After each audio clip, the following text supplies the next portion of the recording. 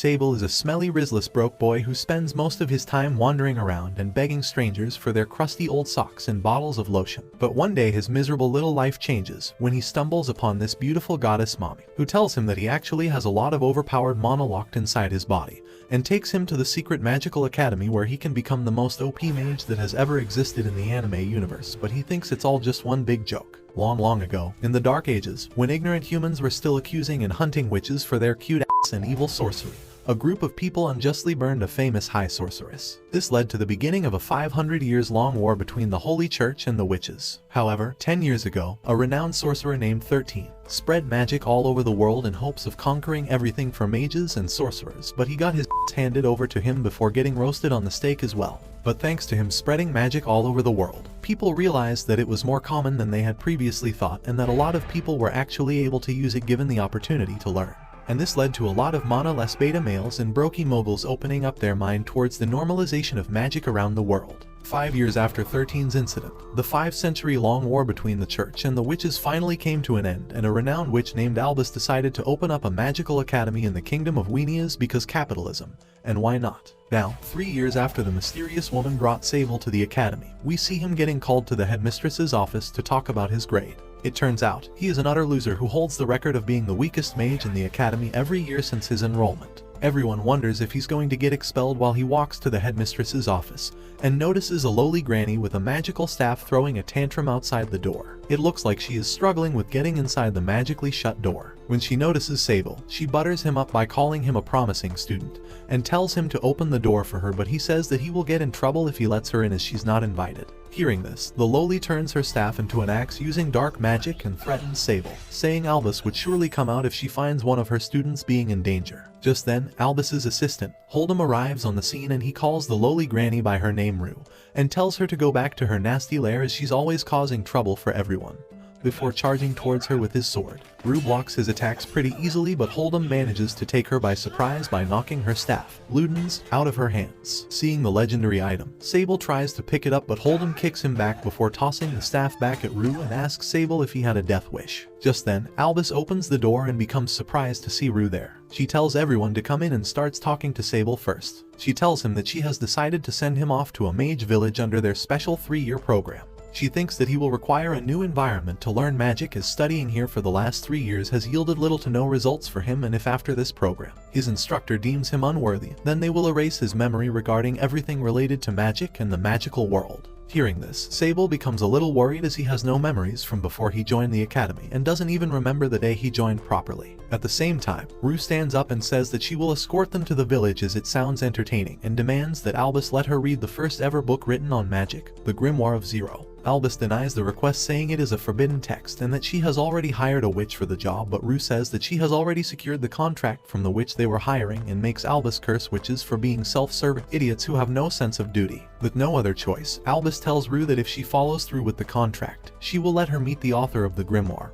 and that gets the lowly grandma excited enough to say yes. We also find out that Rue is actually a 300-year-old semi-immortal sorceress, who goes by the title of the Dawn Witch. The following day, Sable packs up his stuff and goes to the gathering point to meet Rue. He also finds the academy's top student, Hort, there as well. They also run into fellow Lizardman student, Kudo, alongside 2 other NPCs who would be joining them on this special village field program. Kudo takes the other 2 and says that he is a seasoned traveler and doesn't need a lowly grandma looking after him, and they decide to travel on their own. Meanwhile, Sable stays with Hort and Rue, and they decide to take it slow with a warm meal before starting. We also find out that Sable thinks highly of Kudo because despite facing discrimination because of him being a beast fallen, he is very honest and always speaks the truth even if it hurts his reputation. On the other hand, Hort recognizes a shady-looking guy in the crowd and seems worried about something. During their meal, Hort asks Rue about her staff, and she reveals that it is one of the few legendary grade staffs called Ludens, and it is infamous by the title of Witch Killer due to its ability to suck away all the mana and life force of mages. And even though she can't use any spells of her own due to it, she can wield its power because of a bloodline pact made between the staff and her ancestors. Sable realizes that this was the reason why Holden kicked him away from the staff the other day, and starts eating some meat while Hort starts complaining that it was hers and tells him to spit it out with tears in her eyes. After their meal, they all board a wagon and start riding towards the village in the south, but Sable seems to have motion sickness, and they get off a few miles before reaching their destination to help him ease up. They decide to camp outside for the night, and Sable and Hort get to talk to each other, and Sable tells Hort about how he's envious of her talent, but she tells him that she's just well practiced, and when she joined the academy she couldn't even get lunch for herself, but then she learned how to smile and became friendly with everyone, and it helped her grow a lot. She then asks him about his story, and he tells her that he doesn't have any memories from before joining the academy, and if he were to lose the memory of this place as well, he will truly be left with nothing and nowhere to go. Just then, Rue walks in and says that just not wanting to forget isn't really great of a motivation to learn magic. He further reveals that he can barely cast any spells because he seems to have a huge amount of mana, but he can't control it. Rue says that mages like him are really dangerous, as a spell that gets out of control can cause a lot of unwanted destruction. She tells him that in her opinion, forgetting everything and starting a normal life isn't really bad of an option, and lets him think about it overnight before making their dinner. At the same time, we see the shady guy from earlier reporting to his boss, who turns out to be a witch hunter named Tyrant. He seems to be collecting information on the two groups traveling to the village and decides to hunt the Beastfallen group led by Kudo for starters. The following morning, Rue and party make it to a hotel in a small city located just before the village in the south. They decide to rest up a bit here and have their lunch. During their meal, Rue tells them that mages normally recover their mana by eating food, but people who have vast mana reserves like herself don't need to eat as often thanks to her pact with Ludens. She further adds that witch hunters often keep an eye out for slim people who eat a lot to mark as their targets, making Hort choke on her food. Even though witch hunting groups were disbanded by the church after it merged with the witches and the Beastfallen, there are still people who hate them and hunt them down out of spite. Just then, the two NPCs traveling with Kudo walk in and tell them that they were attacked by bandits, and Kudo took the map and ran away while calling them weaklings without magic. Hearing this makes them really shocked, as Kudo is a really righteous guy, but then Rue sets the record straight by pointing out that they were totally unharmed while Kudo was missing, meaning he was being chased by the bandits, and following from what he said, it looks like he is being hunted down by witch hunters and tried to save them by announcing that he is the actual mage there. She then tells everyone to stay here as she will take responsibility because she shouldn't have let him go on his own in the first place. With that, she casts a spell to follow his magic signature and starts running after him. Meanwhile, Sable and Hort feel anxious for their friend. Sable says that he will go after him as well, even if it means getting expelled, and Hort says that she will help him too, and takes a map out to use a tracking spell to find Rue. With that, they both run into the forest, and we find out that the two NPCs from earlier are just pathetic cowards who chickened out and said that they won't risk getting expelled just save a lizard. Back in the forest, Hort complains about them being selfish idiots, but Sable tells her that if she had asked them with a smile, they might have accepted, but she says that she chooses whom to smile for and that they weren't worthy. Hearing this, Sable says that she smiles a lot around him as well, and she says that he's special as she finds herself smiling naturally around him. Just then, they stumble upon something squishy on the ground, and much to their dread, it turns out to be a cut-off piece of Kudo's tail. Sable says that it could be that Kudo cut off his tail intentionally like a lizard to distract the hunters. Hort picks it up and says that it looks like a tentacle toy, and that she won't mind keeping it for science. Just then, they both notice multiple sets of footsteps leading into the forest. A couple of them look like Kudo and Ruiz, but the third set shows that he is being chased by a single hunter. She says that Kudo is a pretty strong guy, and if he decided to run away from a single opponent, it means that he was being chased by a professional hunter like one of those arbiter guys from the disbanded witch hunters unit called Diagnes that once belonged to the church. She then starts shaking and reveals that when she was a kid she had a friend in a nearby village, but one day when she went to visit her, she found her friend getting slayed by one of the arbiters, and it has traumatized her ever since. Meanwhile, we see Kudo hiding in the trees to see if he was safe, but it turns out he has been sitting on a marked branch all along, which breaks apart and makes him fall down on a spike trap. Back at the entrance, Hort says that they should return as facing an arbiter can be really dangerous, but then they hear Kudo scream and Sable decides to go help him because he's not a sissy. Hort decides to follow him as well, and we see Kudo tripping over a rope and coming face to face with the witch hunter. Knowing the difference in their strength, he decides to cast a blinding spell and makes a run for it, but the hunter uses a speed boost spell and strikes him hard with his massive hammer before sending him back into a tree like a ragdoll. He notices Kudo's foot injury getting healed and says that he will make up for a great guinea pig for their sciences division and starts dragging him back to his camp. Meanwhile, Kudo thinks back on how he used to be a slave and was sold into a circus where they cut off his body parts only to let people see them grow back again. He says that he won't go back to that life ever again and tries to resist by grabbing one of the tree's roots, but the arbiter smashes his arms and says that he should know better than to resist. Kudo still tries to hold on with his mouth, and this makes the guy really annoyed, and he decides to send the lizard to the other world. It looks like this is it for our lizard boy, but just then Rue arrives on the spot and blocks the hunter's attack with a lightning spell. She unleashes Luden's dark magic and attacks the hunter, making him realize that he is facing the owner of the legendary Luden's staff. He tries to fight back, but Rue simply shows him the difference between their power levels by gutting all the trees in the area with a single attack.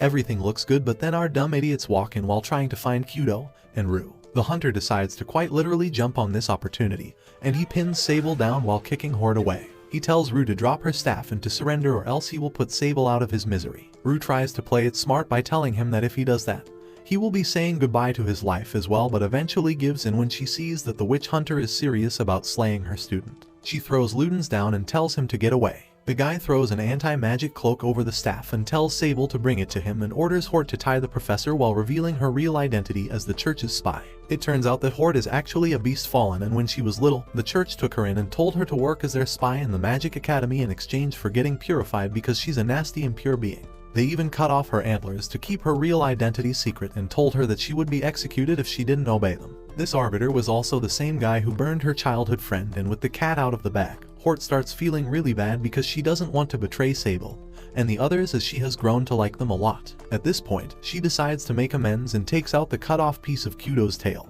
and offers it up to cast a strong attack spell towards the hunter. This makes him really shocked, and he pulls the anti-magic cloak off the staff and uses it to block the attack.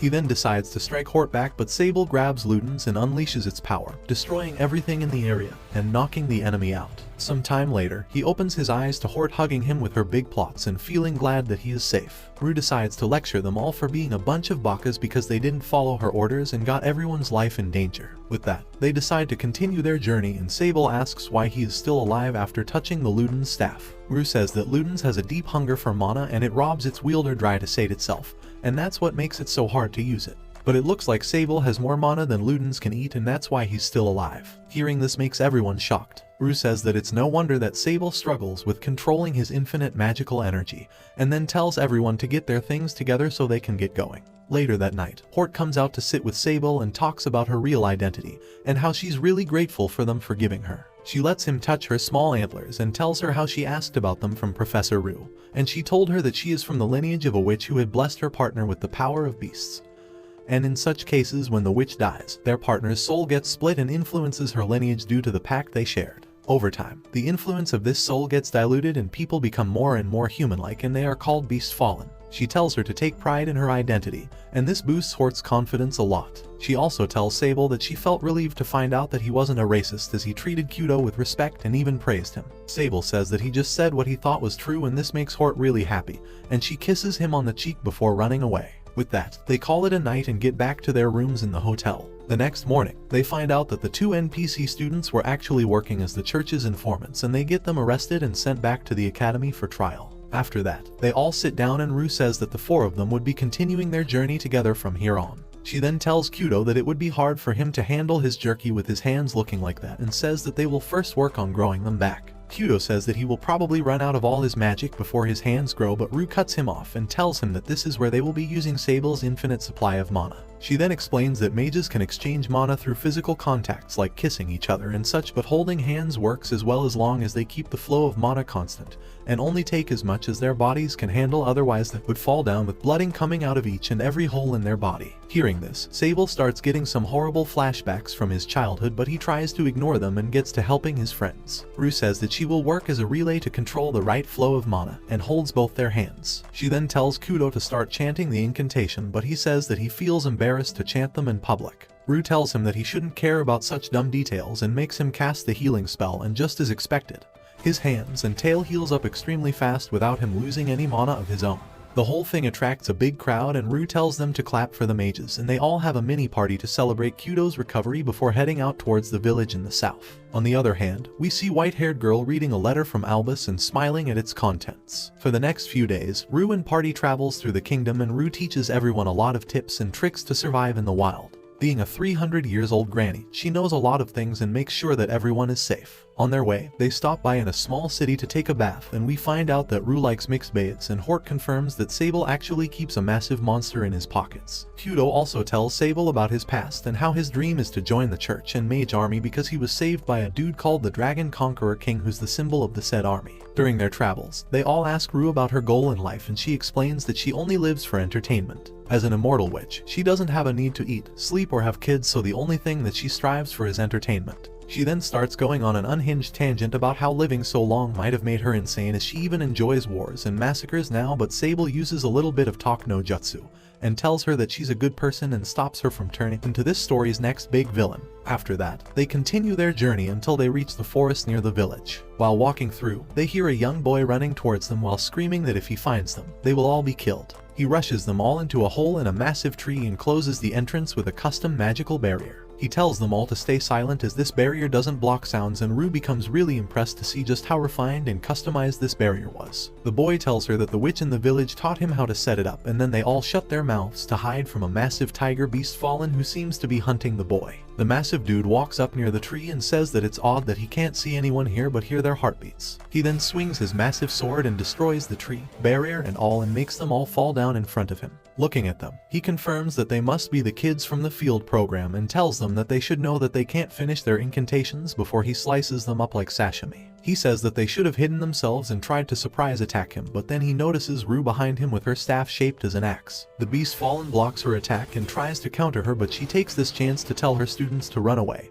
and decides to face the guy on her own. But once everyone is gone, the beast fallen gives up and says that he's a mercenary and doesn't like to pick fights that he can't win. Rue smiles and says that there's no reason for her to let him go, but then she notices the magical seal on him and realizes that he must be linked to the witch of the village in some way. The guy tells her to go catch up with her students as he only wanted to make them go to the village, and says that they will meet again soon. On the other hand, Sable and the others follow the boy, who runs into the village and greets the village priest. He introduces the 3 kids with him as his saviors, while the priest looks at them with his blindfolded eyes and recognizes them as mages. He says that they must be the students coming there for the field program, and when they ask him how he knew that, he tells them that it would be obvious that the villagers of the target village for the program would know about it, and calls them dumb. He then tells them to turn away as this village is now under the rule of the Beast Fallen, and he makes sure that no one gets out of here. 2 years ago, the witch who was supposed to be their instructor gave up the rule of this village to that Beast Fallen, and ever since no one has been able to oppose her. Hearing this, Kudo and others ask if the headmaster knew about all this, and Sable starts cooking with his theory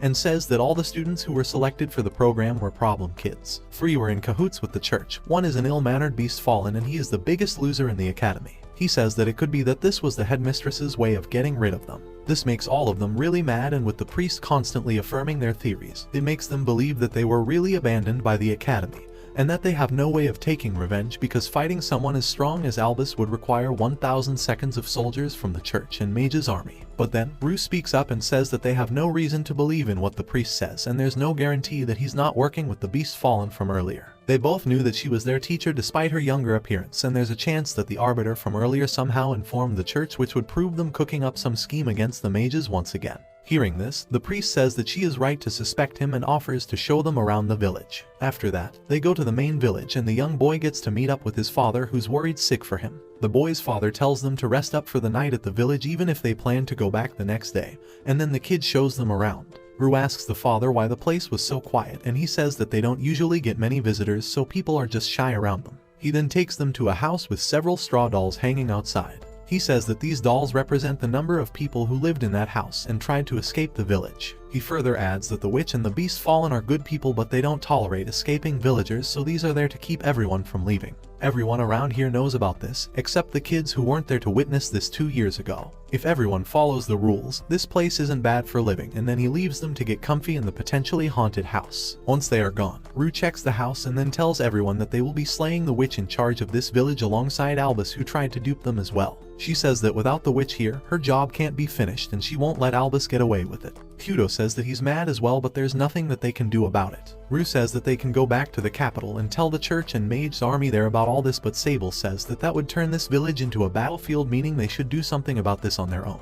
He further adds that with him there, Hort and Kudo can cast indefinitely, and they have Professor Rue with them as well. and if it comes to it, he can always grab the Luden's staff again and act as a distraction. Hearing this makes Kudo angry, and he grabs Sable by the collar and tells him that the beast fallen in the forest has clearly seen war, so the witch he serves must be super strong, and he's not going to get himself into a fight that he knows he can't win. Sable asks if Kudo wants to simply go back and get expelled for failing their mission and getting his memories erased, and he asks Sable back if he would rather die instead of starting over. Sable says that he has no memories from before he joined the academy, and during their last battle, he realized that he doesn't fear death. Hearing this makes Hort start to cry, and she says that she would be sad if he dies, and when he asks why, she runs away sadly. Sable tries to run after her, but Rue stops him and tells him to learn why she was crying first, and lets Kudo explain that Hort considers him a friend just like everyone else there, and it would hurt them if one of their friends were to die. Sable understands just how stupid of a question he asked Hort and goes after her to apologize. Meanwhile, Rue brews some tea and talks to Kudo about how currently her entertainment is watching over them, and that she would see through it that her students are not served with injustice even if it means she'd die because of that.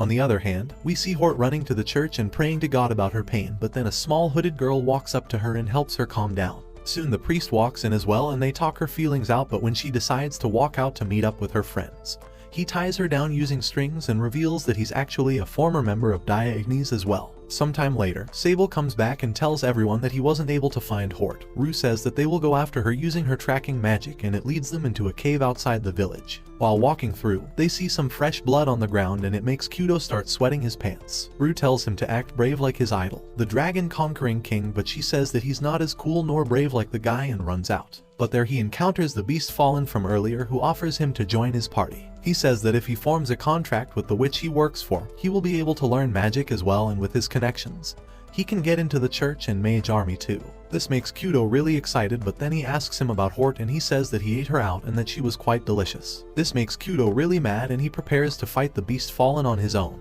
Back in the cave, Sable tries to cast an illuminating spell, but it becomes unstable due to his infinite mana, but Rue helps him form a small light, and they continue walking deeper in. They notice that there ain't any traps, and it could be that the witch doesn't fear them, and an infinite source of magic like Sable is truly a treat for any witch. Just then, Sable falls on the ground and gets a lot of flashbacks from his childhood, and it hurts his head. Rue tells him that she won't blame him if he runs back, but he says that he's here to save his friend and that he would do it for her as well. This makes Rue really happy, and they continue walking until they notice a door at the end of the cave. It opens up and wines come out of it towards Sable, and they start pulling him in. Rue follows him, but the priest shows up and takes her Ludens and kicks her straight into the room as well before locking the door. He tells her that she should have put him down when she had the chance, and with that, they turn around to find the white-haired witch standing in front of them. Seeing her, Sable stands up and says that he remembers her and that she is the one who brought him to the Magic Academy. She raises her hand and tells Sable to come to her as she has been waiting for him, but Rue stops him and says that her eyes contain magic, and if he's not careful, she will bewitch him. Hearing this, the witch flicks her finger and knocks Rue out with her magic before sending her back flying. Sable grabs her, and the White Witch starts speaking, saying that she is really disappointed to see him surrounded by weak people like her, and throws Hort's bloodied hat at him. Sable asks her what she did to her, and she says that she fed her to her beast fallen and that she was a pathetic mage till the end. She then tells Sable to join her as she will make good use of him and he will get to become really strong as well, but Sable tells her to shut up and says that he's the one who gets to decide who's worthy of his friendship. He starts explaining how Hort was an amazing mage and a wonderful person who accepted him when he was the weakest loser in the academy. Professor Rue took care of them like their mom and helped them grow both in character and in power, while also protecting them from all sorts of enemies during this journey. He then thinks that if he pours all of his magic in a single spell, he might be able to at least save Professor Rue, but just then Rue wakes up and starts kissing him like a rabbit in heat. She siphons his magic and fills herself with his thick mana before standing up and facing the White Witch head on. She starts casting a high-level magic from the 4th chapter of the Grimoire of Zero and launches a dragon-shaped energy beam at her, but the White Witch simply nullifies her magic with her hand and reveals that she is actually the Mud Black Witch, Zero, the one who wrote the Grimoire of Zero and taught humanity about magic. This shocks them both as Zero walks up to them and prepares to cast a spell. Sable stands between her and Rue and closes his eyes when the witch casts her spell, but to their surprise,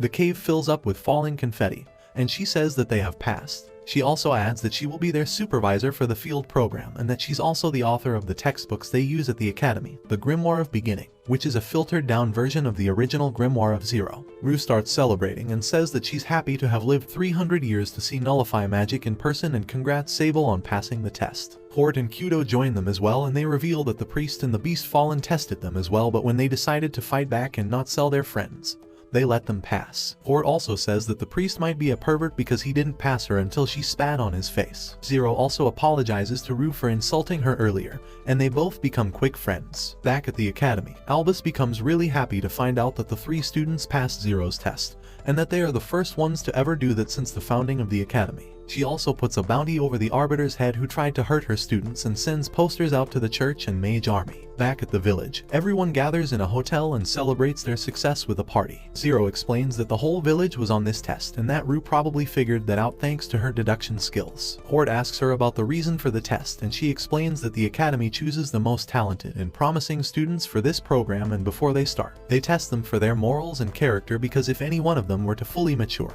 and go astray, they can cause a lot of destruction similar to the war 10 years ago. She then adds that Hort can become a mage stronger than Albus if she trains enough, and Kudo can become a healer of international significance with his skills. And Sable with his infinite mana can become the longest living mage in the world with an infinite potential to grow, surpassing even her one day. But all of this is just one of the many possibilities, and they will have to constantly train hard to realize them. If a student fails their test, like the 2 NPCs that were with them in the start, they are expelled from the magical society and have their memories erased. After that, she tells them that they will have to set up stores in the village for as long as they live there so they can be useful to the community as well, and starts discussing the scope of this program, but the beast fallen named Mercenary, and the priest cuts her off and says that they can think about it later, and that it's time to party for now. Hort asks the priest about the young girl in the church and he reveals that she is named Lily and is actually 20 years old. We also find out that the priest isn't really blind but has sensitive eyes, and that's why he keeps them blindfolded like that. Sable asks Zero about his past and she says that he will remember it when the right time comes. Until then he should focus on his studies. After that, they all walk out towards their rooms and wonder about what kind of stores they should open, but then Kudo looks up and stops walking and we see a massive dragon flying in the sky and heading towards the village square. They all follow him and it turns out it's the dragon conquering king, and he's there to deliver 3 letters from the academy to the 3 passing students. The letter explains that from here on out, all restrictions on magic have been lifted on them, and it's because during this program they might get attacked by witch hunters and other racist people, and so they are allowed to do whatever it takes to defend themselves. Kudo also gets to talk to the dragon conquering king and he boosts his confidence by saying that he remembers him from the circus and that he would like to have him in his squad.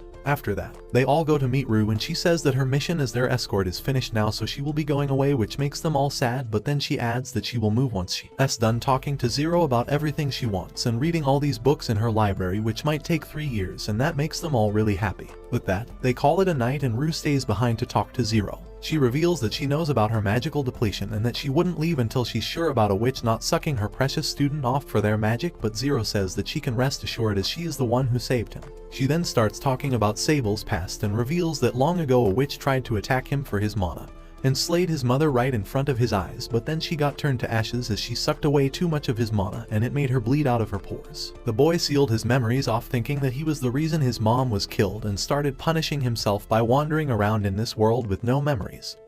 But she took him in because he's her nephew, revealing that Sable is actually the son of the evil mage who started the war 10 years ago. 13. 2 months later, we see everyone getting settled in the village and working on their skills while living there. Hort has a handyman shop where she picks up all sorts of jobs that need a hand and a job. Kudo helps others with his healing magic and works as the village's healer, and Sable runs a magic shop where he offers his mana to other mages to recharge. He usually only gets Hort and Kudo as his customers, and they transfer mana by holding hands, and Hort seems to really enjoy the sensation while making all these faces. After helping them out, he returns to his morning tasks around the house before getting visited by Rue. He tells her that he is getting used to his new life here while helping his friends with their shops, but Rue scolds him and says that in the last 2 months, he has barely walked out of his house and kept social interactions to bare minimum. Sable says that he's aware of that, but he makes up for it by cleaning the house and doing laundry for everyone. Hearing this, Rue becomes worried and asks him if he is doing Hort's laundry as well, and he says that he is, but she has been hiding her underwear from him lately. This makes Rue really surprised and she asks him if he is some kind of a closet pervert, but he says that he sees nothing weird about doing laundry. She then tries to make him realize that Hort likes him and that girls like to show only their good sides to the people they like, but Sable seems to be just as dumb as Goku and he still feels confused. Rue almost scolds him, but then she remembers hearing about Sable's history from Zero and realizes that he really doesn't understand what's wrong with this and he's just trying to be useful as a slave with no memories. She stands up and goes on to hug him and then tells him to help her with a chore. She tells him that she is running low on her favorite tea leaves and would like for him to go get some. She says that he's not finding things to stay in the house but finding things to do in the house because he's always there and that he needs a change of environment. Sable grabs a stalk of tea leaves and walks out to look for them, and on his way meets the young boy in the village named Leos. Leos asks him what he was doing out there and he tells him about the tea leaves. Leos says that he knows where they grow and takes him to the forest. They walk in for quite some time and Sable says that going any further might require special tools, but he says that he always comes here with his dad and they will find the tea leaves soon. This goes on for quite some time, and when Sable suspects him of lying, Leos runs ahead and climbs up a tree feeling sad. He says that he lied about knowing where the tea leaves grew and just wanted to explore the forest, but now he doesn't know their way out. Sable, being Sable, says that it's not his fault and that his dad would scold him instead because he's older and fell for his trick, but Leos says that that's not fair because he only trusted him. Just then, a mouse grabs Sable's attention while tugging at his boot, and Leos says that it must be Lily's friend. He says that she is the girl from the church and that she's friends with a lot of mice in the forest. With that, they start following the mouse and soon they are joined by a whole fleet of them until they get out of there and reach the church. There, the priest and the boy's mother are waiting for them, and she takes Leos back home, and the priest looks at Sable with anger and tells him to come inside for a talk. Inside, the priest tells Lily to stop wearing the hood and takes it off, revealing that she is actually a beast fallen that looks like Stuart Little. Lily says that Sable might be disgusted by her appearance, but the priest says that he's not a racist and even eats at Mercenary's bar. He then asks Sable to confirm that, and he asks if racist is something they eat. After hearing his dumb response, he cools down a bit and asks Lily to cook a meal for their guest. Sable asks the priest if he didn't cook, but Lily says that he's really bad at it and starts shaking at the thought of having to eat something made by him. With that, she goes to the kitchen to work her magic, and the priest sits down with Sable to talk. Lily makes them some hot soup served with bread and honey, and the priest reveals that they keep some bees at the back of the church. He further adds that he and Leos were about to enter the bees' territory in the forest and it could be really dangerous, and that's why they don't allow kids to go in the forest on their own. Sable says that he didn't know about that, but the priest scolds him by saying that not knowing isn't a sin, but not studying about a place that you don't know about and going right in is just stupid. Sable says that he was looking for the tea leaves, and the priest says that if he had asked around about it, he would have known that those grow near Zero's cave. He then tells him that while not knowing about something isn't a sin,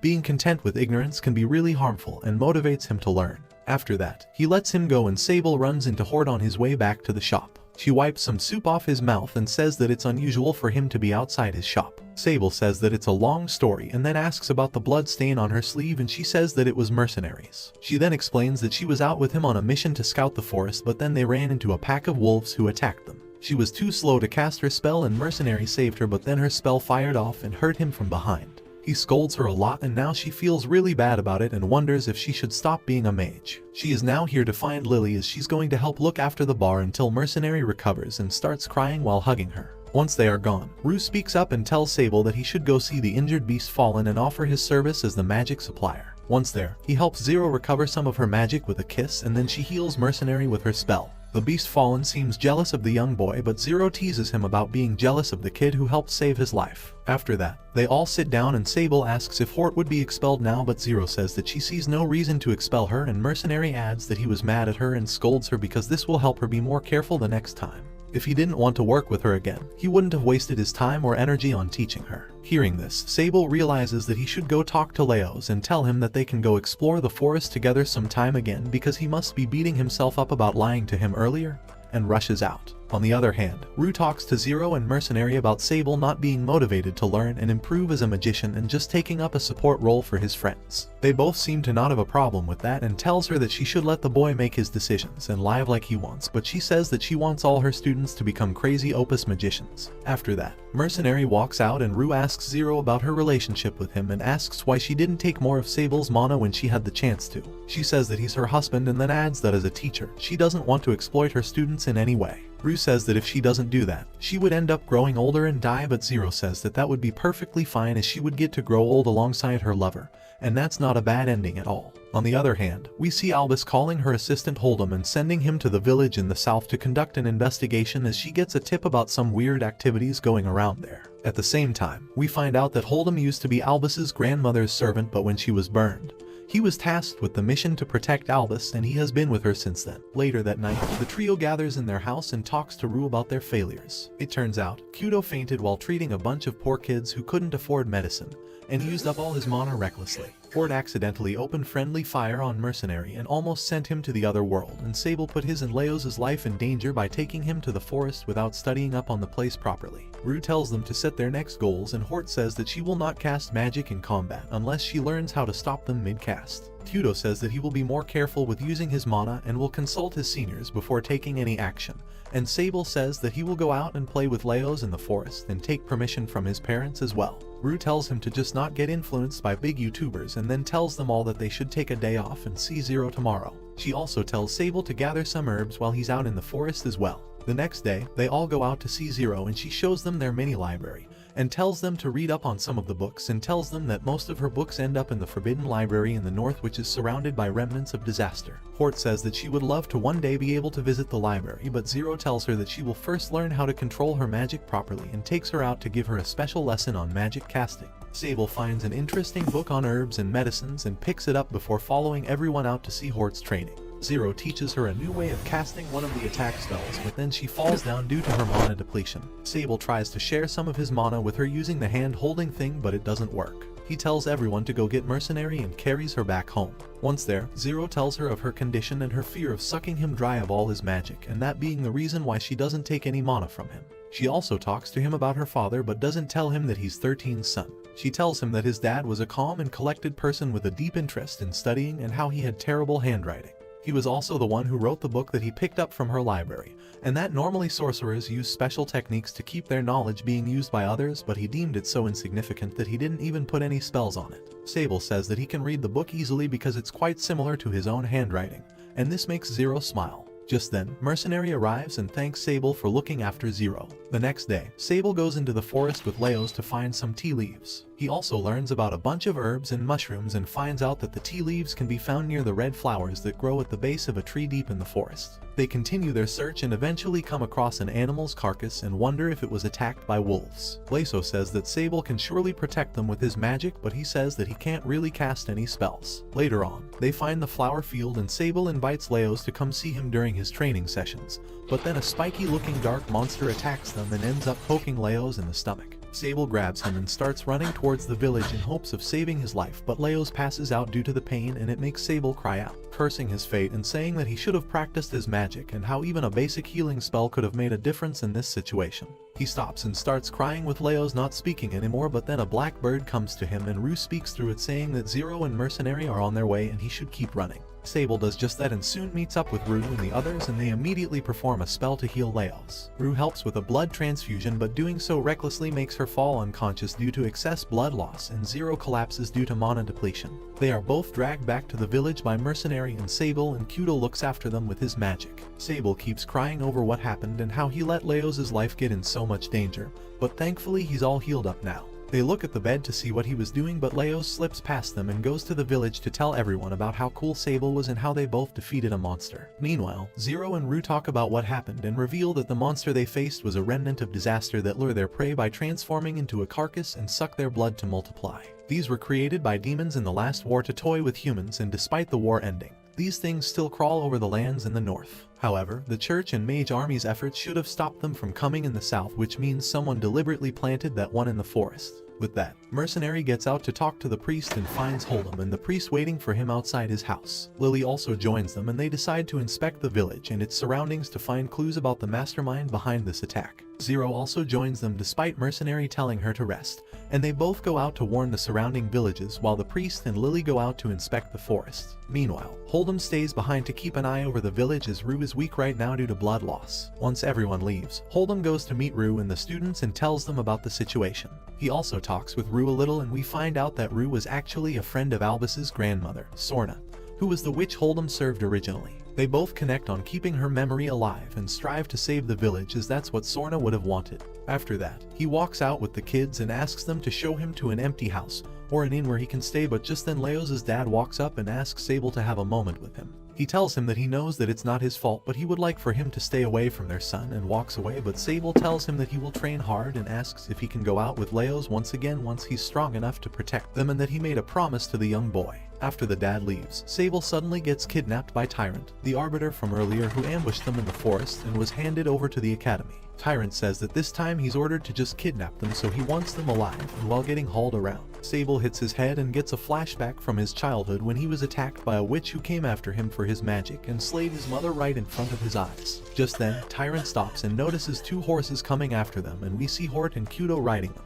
Kudo cuts a part of his tail and tells Hort to attack Tyrant with all he's got, but he blocks it with his anti-magic cloth and compliments them on getting better. But then Sable grabs his arm and threatens to overload him with mana transfer, but Tyrant pushes him down and smashes his arms with his massive hammer. He also beats up the other two with ease and says that it was pretty easy, but then the priest arrives at the location and ties him up with his threads. He takes off his blindfold and goes on to chop Tyrant's limbs off before Mercenary and Zero arrive there as well. On the other hand, we see Hold'em and Leo's dad sleeping on the street, and Rue wakes the beast fallen up and asks him why he was sleeping out there. He tries to remember what happened and figures that someone put him to sleep with a spell, and Rue looks at his dumb face and asks him to come out clean. It turns out, he was sent by the Academy to inspect the witch village's ability to defend itself, and to do that, he hired Tyrant with a deal to take away his death sentence if he manages to bring a single student back to the Academy. But the students surely suspected him and put him to sleep before going out to rescue their friend. With that, they both rush to the forest to meet up with others and explain everything to them. On their way, Rue uses Luden to take out all the remnants of disaster in the forest, and also finds a young boy lying unconscious in the forest with his face swollen from bee stings. She captures him as well and sends him to the village dispensary to get him healed. After that, they all sit down to discuss their plan moving forward and say that they certainly need more people to protect the village. Hold'em feels sorry for falling for the kid's spell and putting their lives in danger, as he was supposed to keep Tyrant in check, and says that they can use Tyrant however they like in the village. At first, Hort is against the idea because of her childhood trauma caused by the guy, but then everyone explains how she should be more forgiving and understanding. The priest himself had killed a bunch of guys during his days in the church's army, and even Professor Ruiz Luden ate a bunch of witches. If one of their relatives were to seek revenge, it would be totally fair for them, but Hort says that she doesn't want that. After talking it out, she eventually agrees to let him join them on the condition that she gets to monitor him at all times and that he lives at Mercenary's bar so they are safe. The next day, Hold'em goes back to the academy and tells Rue that he will take her to the Forbidden Library as a reward for her completing the job. She says that she is more interested in the kids for now, so she will worry about the Grimoire of Zero a few years later. On the other hand, Sable asks Hort about love and how it feels because Rue told him that she had feelings for him. She tries to tell him that it's like caring for someone and worrying about them when one's in danger, and he says that he cares for the professor in that way as well. This makes Hort feel jealous, but she tells him to only come to her for such advice and says that she would like for him to give her some of his mana every morning. Sable tries to do it, but then he gets flashbacks of his childhood again and he fears hurting Hort with his mana. He says sorry and runs to see Zero and tells her about all this. They both sit down and Zero tells him that she is his aunt and how his father is 13. They do some family talk and then Zero helps him with practicing his mana transfer. On the other hand, the boy that Rue found in the forest wakes up and attacks Kudo. Tyrant captures him and everyone gathers around to see what was up. The priest uses his interrogation tricks to get all the information out of him and finds out that his name is Caddy, and he was sent by someone high up in the church to spread the remnants of disaster in the area. But he also doesn't know who specifically sent him and was purposefully fed false information in case he got captured.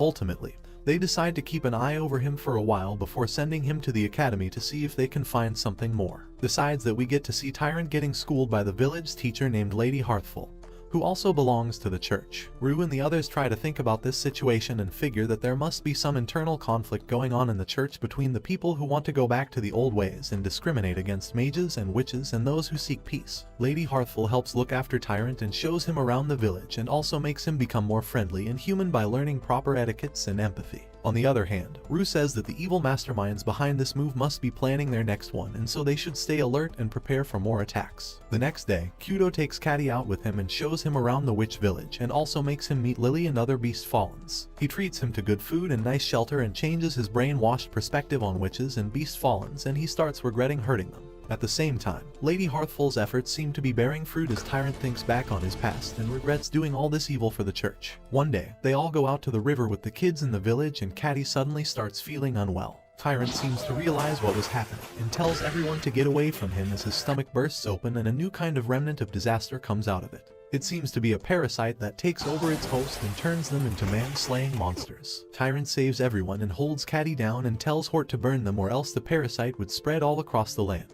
They all struggle with this situation, but in the end, Hort does it with Kudo's help and they manage to at least save Tyrant. But then the disaster starts spreading in the form of small monsters, and it looks like this is it for them, but Rue arrives just in time and lets her Ludens feast on the little lizards. After this event, Zero sends a letter back to the academy telling them about everything and decides to send the students back as well, but they say that they want to help them in this war as well. At first Zero is totally against it, but Sable says that if the war happens and they slay their enemies, it will be bad PR for them as their enemy would probably frame them as man-slaying monsters. In an ideal world, they would want to trap their enemies without killing them, and if they work hard, they might just be able to pull it off. Sable says that he will help them all by providing them with infinite mana for the traps, and also shows her his newly brewed potion that he made thanks to what he learned from 13's Herbs and Medicines book. He says that it's a mana replenishing potion and would allow them to work even more efficiently. Seeing all this, Zero says that if they pull it off, she might just have to graduate them, and agrees to go on with this plan. With that, they all start preparing for the upcoming war, and Sable also helps Zero with replenishing her mana.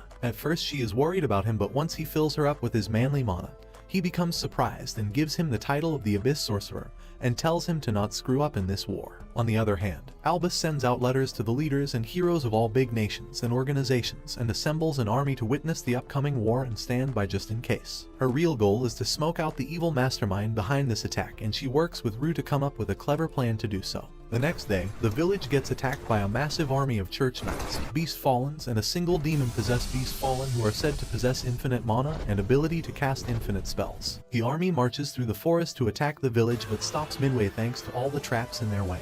This delays their attack, and they also realize that the witches are toying with them, as a bunch of healing spells are mixed in those traps that burn and cut them, and ultimately they don't do much damage. This lowers their morale, but with the demon possessed on their side, they continue walking forward. They eventually manage to capture Lily, who has been attacking them using her rats, but the priest jumps in to save her, followed by mercenaries, and they team up to fight the massive monster and its goons. This battle goes on for quite some time, as a lot of enemies manage to make it to the village's entrance, but Zero, Rue, Sable, Hort, and Kudo manage to hold them all off until Mercenary drags the demon-possessed out in the open.